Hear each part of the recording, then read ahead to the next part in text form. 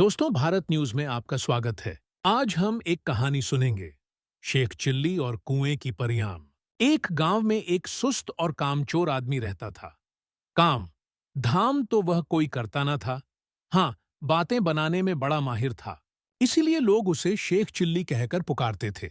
Sheikh chilli के घर की हालत इतनी खराब थी कि महीने में 20 दिन चूल्हा नहीं जल पाता था। शेख चिल्ली की बेवकूफी और सुस्ती की सजा उसकी बीवी को भी भुगतनी पड़ती और भूखे रहना पड़ता। एक दिन शेख चिल्ली की बीवी को बड़ा गुस्सा आया। वह बहुत बिगड़ी और कहा, अब मैं तुम्हारी कोई भी बात नहीं सुनना चाहती। चाहे जो कुछ करो, लेकिन मुझे तो पैसा चाहिए। जब तक तुम कोई कमाई करके नहीं लाओगे, मैं घर में नहीं घुसने दूंगी। यह कहकर बीवी ने शेख चिल्ली को नौकरी की खोज में जाने को मजबूर कर दिया। शेख चिल्ली सबसे पहले अपने गांव के साहूकार के यहां गए। सोचा कि शायद साहूकार कोई छोटी मोटी नौकरी दे दे, लेकिन निराश होना पड़ा।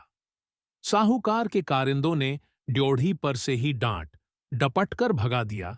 अब शेख चिल्ली के सामने कोई रास्ता नहीं था। फिर भी एक गांव से दूसरे गांव तक दिन भर भटकते रहे। घर लौट नहीं सकते थे, क्योंकि बीवी ने सख्त हिदायत दे रखी थी कि जब तक नौकरी न मिल जाए, घर में पैर न रखना। दिन भर चलते चलते जब शेख चिल्ली थककर चूर हो गए, तो सोचा कि कुछ देर सुस्ता लिया जाए। भूख भी जोरों की लगी थी, इसलिए खाना खाने की बात भी उनके मन में थी। तभी कुछ दूर पर एक कुआं दिखाई दिया। शेख चिल्ली को हिम्मत बंधी और उसी की ओर बढ़ चले। कुएं के चबूतरे पर बैठकर शेख चिल्ली ने बीवी की दी हुई रोटियों की पोटली खोली। उसमें 4 रूखी सूखी रोटियां थीं। भूख तो इतनी जोर की लगी थी कि उन चारों से भी पूरी तरह न बुझ पाती। लेकिन समस्या यह भी थी कि अगर चारों रोटियों आज ही खा डालीं, तो कल, परसों या उससे अगले दिन क्या करूंगा, क्योंकि नौकरी खोजे बिना घर घुसना नामुमकिन था।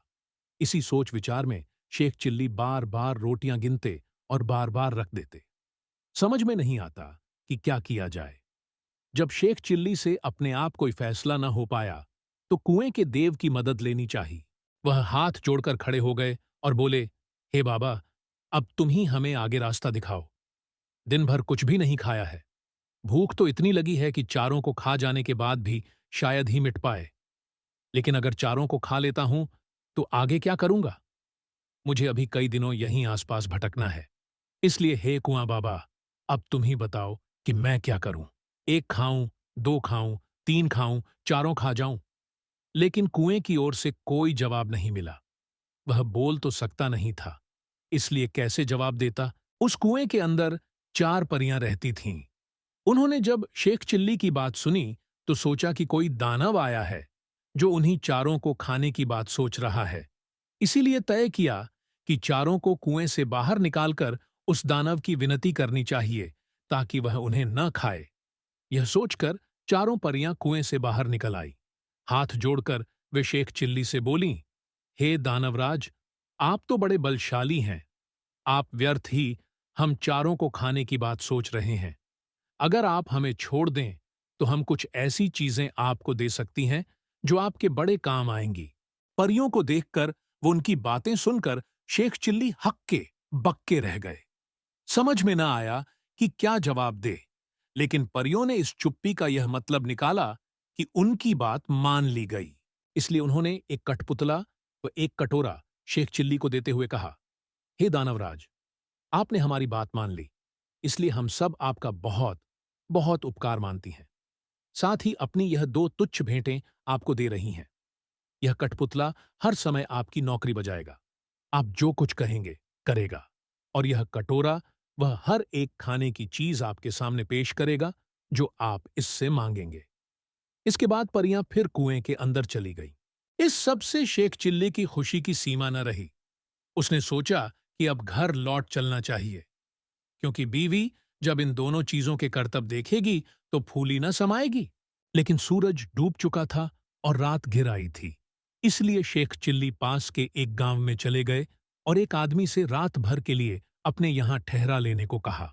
यह भी वादा किया कि इसके बदले में वह घर के सारे लोगों को अच्छे अच्छे पकवान व मिठाइयां खिलाएंगे। वह आदमी तैयार हो गया और शेख चिल्ली को अपनी बैठक में ठहरा लिया।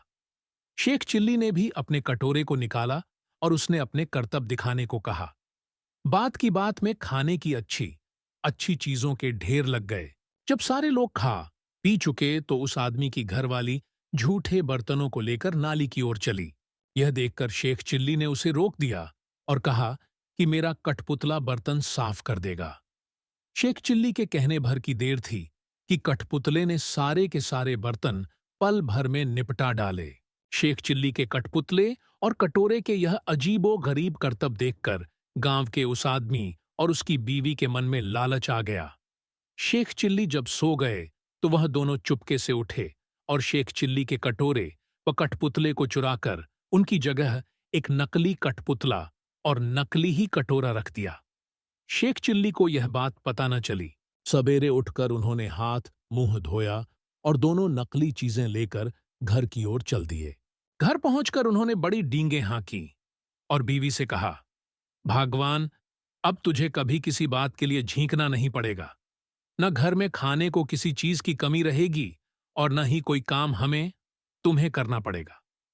तुम जो चीज खाना चाहोगी मेरा यह कटोरा तुम्हें खिलाएगा और जो काम करवाना चाहोगी मेरा यह कठपुतला कर डालेगा।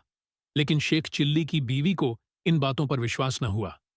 उसने कहा, तुम तो ऐसी डींगे रोज ही मारा करते हो, कुछ करके दिखाओ तो जानूं। हाँ, क्यों नहीं? शेख चिल्ली ने तपाक से जवाब दिया और कटोरा व कठपुतले में अपने अपने करतब दिखाने को कहा। लेकिन वह दोनों चीजें तो नकली थीं, अतः शेख चिल्ली की बात झूठी निकली। नतीजा यह हुआ कि उनकी बीवी पहले से ज्यादा नाराज हो उठी। कहा, तुम मुझे इस तरह धोखा देने की कोशिश करते हो। जब से तुम घर से गए हो घर में चूल्हा नहीं जला है। कहीं जाकर मन लगाकर काम करो तो कुछ तनख्वाह मिले और हम दोनों को 2 जून खाना नसीब हो। इन जादुई चीजों से कुछ नहीं होने का। बेबस शेख चिल्ली खिसियाए हुए से फिर चल दिए। वह फिर उसी कुएं के चबूतरे पर जाकर बैठ गए। समझ में नहीं आ रहा था कि अब क्या किया जाए। जब सोचते सोचते वह हार गए और कुछ भी समझ में न आया तो उनकी आंखें छलछला आईं और रोने लगे। यह देखकर कुएं की चारों परियां फिर बाहर आई और शेख चिल्ली से उनके रोने का कारण पूछा। शेख चिल्ली ने सारी आप बीती कह सुनाई। परियों को हंसी आ गई। वे बोलीं, हमने तो तुमको कोई भयानक दानव समझा था और इसलिए खुश करने के लिए वे चीजें दी थीं, लेकिन तुम तो बड़े ही भोले भाले और सीधे आदमी निकले। खैर, घबराने की जरूरत नहीं, हम तुम्हारी मदद करेंगे। तुम्हारा कठपुतला और कटोरा उन्हीं लोगों ने चुराया है जिनके यहां रात को तुम रुके थे। इस बार तुम्हें एक रस्सी व डंडा दे रही है। इनकी मदद से तुम उन दोनों को बांध व मारकर अपनी दोनों चीजें वापस पा सकते हो। इसके बाद परियां फिर कुएं में चली गईं। जादुई रस्सी डंडा लेकर शेख चिल्ली फिर उसी आदमी के यहां पहुंचे और कहा, इस बार मैं तुम्हें कुछ और नए करतब दिखाऊंगा। वह आदमी भी लालच का मारा था। उसने समझा कि इस बार कुछ और जादुई चीजें हाथ लगेंगी, इसलिए उसमें खुशी खुशी शेख चिल्ली को अपने यहां टिका लिया। लेकिन इस बार उल्टा ही हुआ।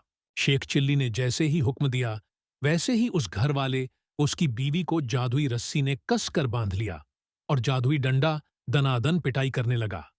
अब तो वे दोनों चीखने चिल्लाने और माफी मांगने लगे। शेख चिल्ली ने कहा, तुम दोनों ने मुझे धोखा दिया है। मैंने तो यह सोचा था कि तुमने मुझे रहने को जगह दी है, इसलिए मैं भी तुम्हारे साथ कोई भलाई कर दूं। लेकिन तुमने मेरे साथ उल्टा बर्ताव किया, मेरे कठपुतले और कटोरे को ही चुरा लिया। अब जब वे दोनों चीजें तुम मुझे वापस कर दोगे, तभी मैं अपनी रस्सी व डंडे को रुकने का हुक्म दूंगा। उन दोनों ने झटपट दोनों चुराई हुई चीजें शेख चिल्ली को वापस कर दीं। यह देखकर शेख चिल्ली ने भी अपनी रस्सी व डंडे को रुक जाने का हुक्म दे दिया। अब अपनी चारों जादुई चीजें लेकर शेख चिल्ली प्रसन्न मन से घर को वापस लौट पड़े। जब बीवी ने फिर देखा कि शेख चिल्ली वापस आ गए हैं तो उसे बड़ा गुस्सा आया। उसे तो कई दिनों से खाने को कुछ मिला नहीं था, इसीलिए वह भी झुंझलाई हुई थी। दूर से ही देखकर वह चीखी, कामचोर, तुम फिर लौट आए। खबरदार, घर के अंदर पैर न रखना, वरना तुम्हारे लिए बेलन रखा है। यह सुनकर शेख चिल्ली दरवाजे पर ही रुक गए। मन ही मन उन्होंने रस्सी व डंडे को हुक्म दिया कि वे उसे काबू में करें। रस्सी और डंडे ने अपना काम शुरू कर दिया। रस्सी ने कसकर बांध लिया और डंडे ने पिटाई शुरू कर दी। यह जादुई करतब देखकर बीवी ने भी अपने सारे हथियार डाल दिए और कभी वैसा बुरा बर्ताव न करने का वादा किया। तभी उसे भी रस्सी व डंडे से छुटकारा मिला। अब शेख चिल्ली ने अपने कठपुतले व कटोरे को हुक्म देना शुरू किया। बस फिर क्या था? कठपुतला बर्तन, भाड़े अब जिन चीजों की कमी थी झटपट ले आया और कटोरे ने बात में नाना प्रकार के व्यंजन तैयार कर दिए। इस तरह के और वीडियो देखने के लिए कृपया सब्सक्राइब करें और वीडियो को लाइक करें।